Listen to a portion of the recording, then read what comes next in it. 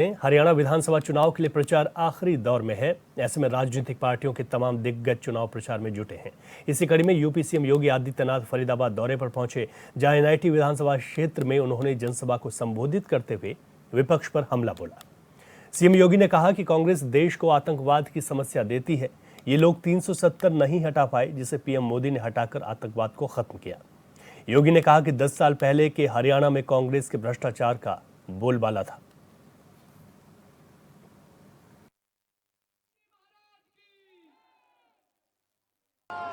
Bharatiya Janata party क्यों आवश्यक है? इसलिए ही आवश्यक है। उत्तर प्रदेश तो आपकी बॉर्डर है, लगा हुआ है। आपने उत्तर प्रदेश में किसी दंगे का नाम सुना है क्या 7.5 वर्ष में? और आज से 7.5 वर्ष पहले हर दूसरे तीसरे दिन वहां एक दंगा होता था। हर दूसरे तीसरे दिन दंगा होता था। मुजफ्फरनगर का दंगा हो, बरेली के दंगे हो, चाहे अलीगढ़ के दंगे, चाहे वहां मथुरा का जवाहर बाग की कांड की घटना हो, ये लगातार हर दूसरे तीसरे दिन घटना घटित होती थी। पिछले 7.5 वर्ष में कोई दंगा सुना क्या? कोई दंगा नहीं है। दंगा आज उत्तर प्रदेश के अंदर दफन हो गया है, समाप्त। दंगाई ये तो जेल में है या जहन्नुम की यात्रा में जा चुके हैं। बहनों और भाइयों, भारतीय जनता पार्टी का मतलब सुरक्षा की गारंटी।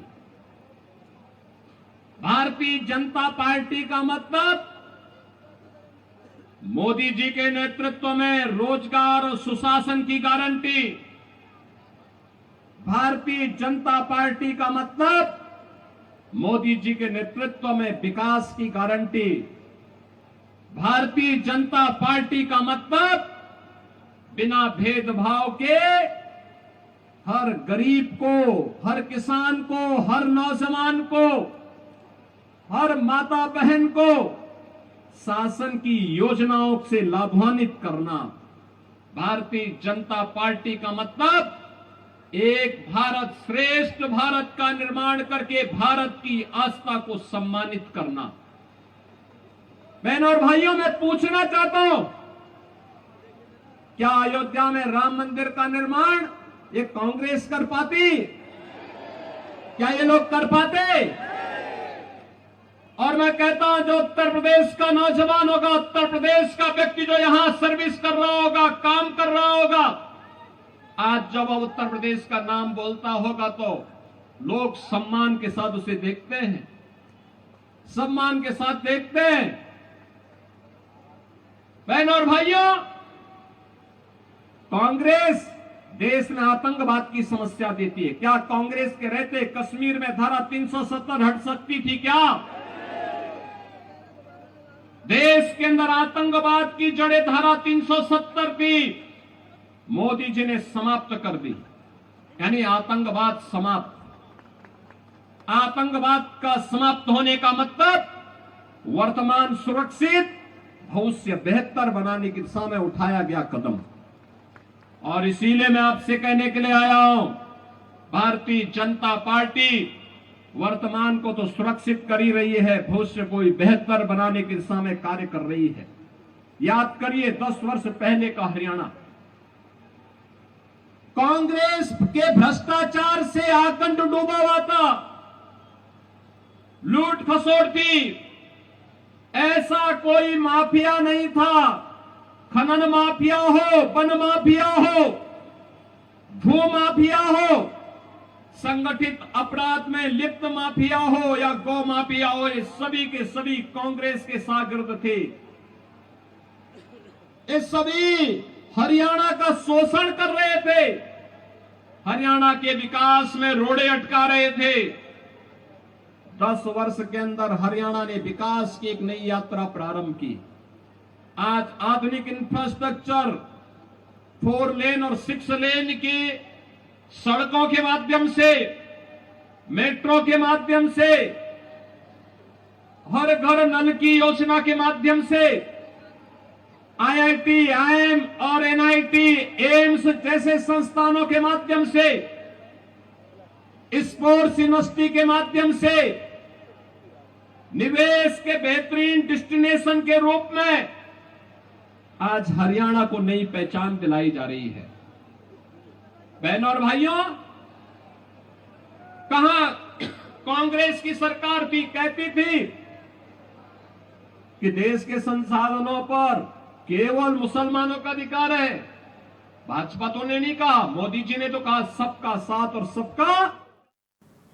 देश में बिकने वाले चाइनीज लहसुन पर 2014 में बैन लगा दिया गया था, लेकिन बैन लगाने के बाद भी यूपी में बिक रहे चाइनीज लहसुन पर हाईकोर्ट के सख्त रुख के बाद प्रशासन की भी हरकत में आ गया है।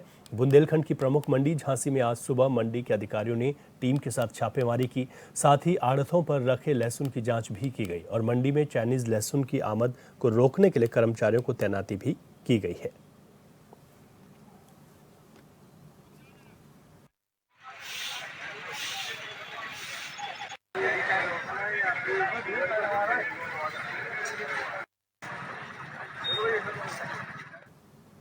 उधर मऊ में सपा जिलाध्यक्ष ने पुलिस अधीक्षक से मिलकर घोसी सांसद राजीव राय को मिली धमकी को लेकर कार्रवाई की मांग की है। सपा अध्यक्ष दूधनाथ यादव का कहना है कि सांसद की लोकप्रियता को देखते हुए विपक्षियों को परेशानी हो रही है, ऐसे में विपक्षी उनके खिलाफ साजिश कर रहे हैं। सपा जिलाध्यक्ष ने कहा कि एक नंबर इंडिया का है तो एक नंबर देश के बाहर का है।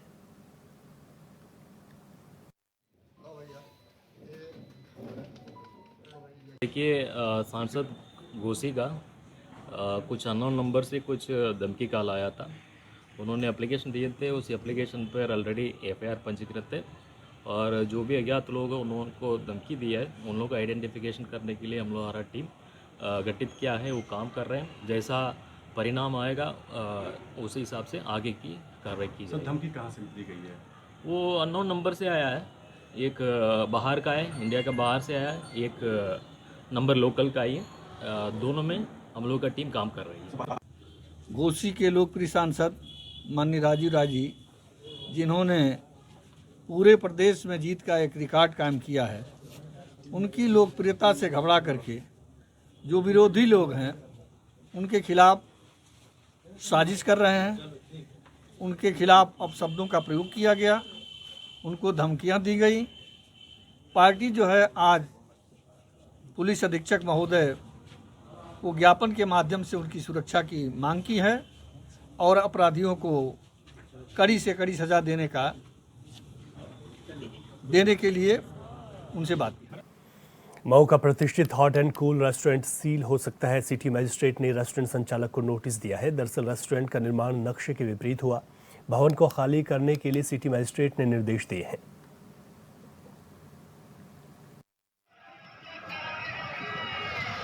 ये आगे की कार्रवाई है। फिलहाल इसको जो है अभी रुकवाया गया है और यहाँ काम बंद करवा दिया गया है, सील कर दिया गया। तो अभी इनको नोटिस दिया गया है। नोटिस का ये जवाब देने के बाद इसको सील किया जाएगा। सर, क्या कोई शिकायत मिली थी?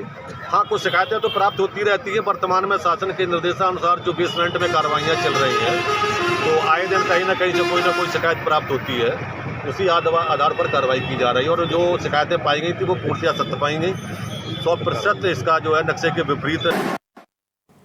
वहीं गाजियाबाद के लिंक रोड इलाके में एक युवक की हत्या के मामले में पुलिस ने 20 घंटे के अंदर खुलासा कर दिया। हत्या के पीछे एक तरफा प्यार का मामला सामने आया है।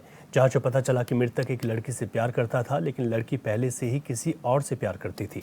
बता दें कि लड़की और उसके प्रेमी ने युवक को रास्ते से हटाने की साजिश रची और धारदार हथियार से उसकी हत्या कर दी।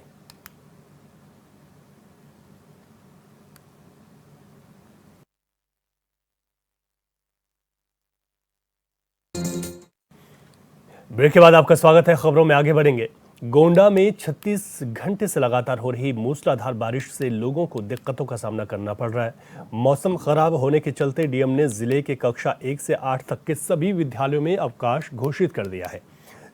जल निकासी की व्यवस्था न होने के चलते गोंडा मेडिकल कॉलेज से लेकर शहर का आधा हिस्सा पानी में डूबा हुआ है, जिससे आने जाने में लोगों को दिक्कतों का सामना भी करना पड़ रहा है। लोगों के घरों में नल ठीक न होने की वजह से पानी घुस गया। वहीं नगर पालिका के अधिकारी सीवर लाइन बनाए जाने के बाद जल भराव की समस्या खत्म होने की बात कह रहे हैं।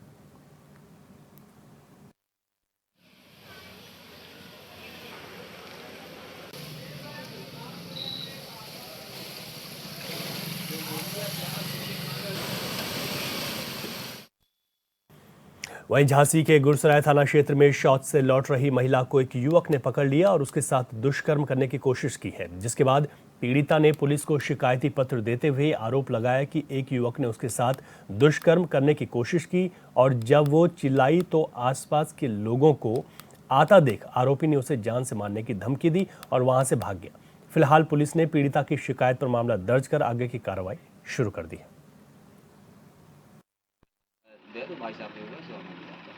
लेटरिन से वापसी में आ रहे थे तो उन्हें पकड़ लिया। किसने पकड़ लिया आपको? रवि ने। कहाँ का है ये रवि? बरगाह ही। फिर क्या किया इसके बाद? कुछ नहीं, कपड़ा वपड़ा फाड़ दिए। आप कहाँ पे आई फिर?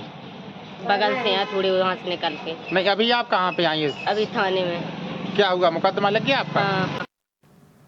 उन्नाव के बीगापुर थाना क्षेत्र में पुलिस को बड़ी सफलता हाथ लगी, जहां पुलिस ने मुठभेड़ के दौरान 2 बदमाशों को गोली मारकर घायल कर दिया, जबकि एक बदमाश मौके का फायदा उठाकर फरार हो गया।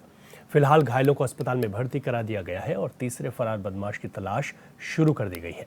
पकड़े गए बदमाशों के पास से पुलिस ने 2 तमंचे बरामद किए और आगे की कार्रवाई शुरू कर दी।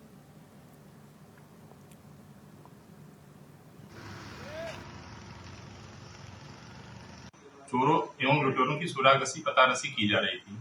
तभी मुखबिर की सूचना पर बीघापुर रेलवे क्रॉसिंग गेट के पास जमियानी रोड पर बदमाशों से मुठभेड़ हो गई, जिसमें 2 बदमाश मुठभेड़ में घायल हो गए तथा एक बदमाश मौके का फायदा उठाकर मोटरसाइकिल से फरार हो गया, जिसकी तलाश की जा रही है। घायल बदमाशों ने पूछताछ के दौरान थाना अचलगंज में हुई लूट एवं बीघापुर में हुई 20/9/24 की लूट को स्वीकार किया है, जिनके कब्जे से लूट के 13,500 रुपये मौके से बरामद हुए हैं। साथ में 2 तमंचा 315 बोर, 2 खोखा कारतूस और 1 मिक्स कारतूस और 2 जिंदा कारतूस बरामद हुए हैं। बदमाशों के नाम क्रमशः चंद्रकेश व अमरेश निवासी प्रतापगढ़ बताया गया है। घायलों को प्राथमिक उपचार हेतु CSC बीघापुर में एडमिट कराया गया। वहीं बरेली में ऑल इंडिया मुस्लिम जमात के राष्ट्रीय अध्यक्ष मौलाना शहाबुद्दीन रजवी का बड़ा बयान सामने आया। जम्मू कश्मीर में होने वाले विधानसभा चुनाव के प्रचार प्रसार के लिए पहुंचे सीएम योगी के सिंध के बगैर हिंद मुकम्मल नहीं होने वाले भाषण पर रजवी ने कहा कि सीएम योगी की बात बिल्कुल दुरुस्त है। उन्होंने कहा कश्मीर ही नहीं बल्कि पाकिस्तान, अफगानिस्तान और बांग्लादेश को भी हिंदुस्तान में शामिल कर देना चाहिए, जिससे हमारा अखंड भारत का सपना जल्द से पूरा हो जाएगा। उन्होंने कहा कि अखंड भारत बनाने पर काम किया जाना चाहिए क्योंकि यही उसका सही समय है। जम्मू कश्मीर में इस वक्त इलेक्शन चल रहा है और वो इलेक्शन आखिरी मरहले में है। इसी दरमियान उत्तर प्रदेश के मुख्यमंत्री योगी आदित्यनाथ जी जम्मू कश्मीर पहुंचे और वहां पर उन्होंने बड़ी जोरदार स्पीचें की। उसमें उन्होंने ये कहा कि सिंध के बिना हिंद मुकम्मल नहीं और इलेक्शन जीतने के बाद कश्मीर जो पाकिस्तान के कंट्रोल में है वो हिंदुस्तान में शामिल होगा, उस पर कब्जा किया जाएगा। तो उनकी ये बात बिल्कुल दुरुस्त है कि सिंध के बगैर हिंद मुकम्मल नहीं। वहीं प्रतापगढ़ में अखिल भारतीय पंचायत संघ के नेतृत्व में प्रधानों की बैठक आयोजित की गई, जहां प्रधान संघ के अध्यक्ष ने प्रधानों के उत्पीड़न की निंदा की। साथ ही बैठक में कार्यों का भुगतान न होने पर नाराजगी जाहिर की है। ग्राम प्रधानों पर दर्ज मुकदमों की गहनता से जांच कराने की मांग हुई। बैठक के बाद अखिल भारतीय पंचायत संघ ने अपनी मांगों को लेकर सीएम को संबोधित ज्ञापन सीडीओ को सौंपा।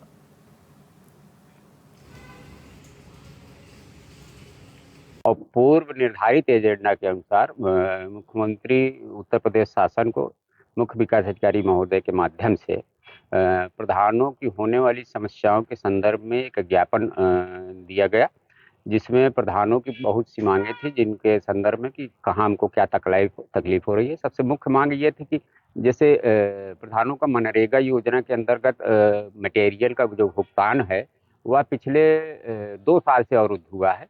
काम करा करके हमारे सारे प्रधान साथी जो है पत्रावली लेके टहल रहे हैं, उनके भुगतान आदेश नहीं बनाया जा रहे हैं। फंड ट्रांसफर ऑर्डर मतलब FTO नहीं बनाया जा रहा है। अगर FTO बना भी है तो उसका भुगतान नहीं। संत कबीर नगर के धनघटा थाना क्षेत्र के छपरापुरी में बाढ़ से गांव और फसल जलमग्न हो गए, जहां बेबस होकर ग्रामीणों ने सड़क पर उतरकर प्रदर्शन किया है। ग्रामीणों ने लेखपाल और राजस्व कर्मियों पर आरोप लगाया। ग्रामीणों का कहना है कि उनकी फसलें पूरी तरह बर्बाद हो चुकी हैं, लेकिन लेखपाल और राजस्व कर्मी उनकी समस्याओं पर ध्यान नहीं देते। फिलहाल मौके पर पहुंची पुलिस ग्रामीणों को समझाने की कोशिश कर रही है।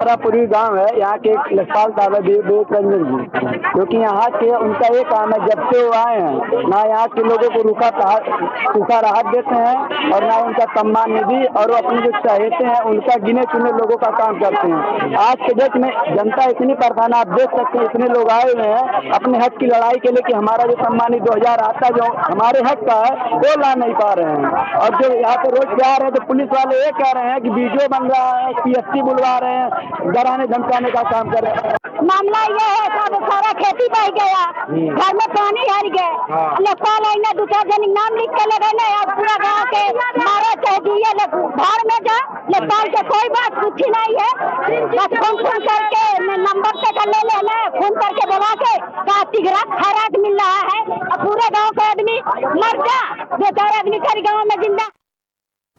कन्नौज जिले में भारी बारिश की वजह से लोगों को काफी परेशानी हो रही है। गुरसाहगंज में स्थित सामुदायिक स्वास्थ्य केंद्र में बारिश का पानी जमा होने से टापू बन गया, जिसकी वजह से मरीजों को पानी और कीचड़ से होते हुए CHC जाना पड़ रहा है। वहीं जलभराव की स्थिति को देखते हुए सपा ने सरकार पर अनदेखी का आरोप लगाया। सपा के नगर अध्यक्ष मुकीम खान का कहना है कि हमारी सरकार में स्वास्थ्य सुविधाएं बेहतर थी, अब अस्पताल की बदहाली को लेकर आला अधिकारियों से मुलाकात की जाएगी।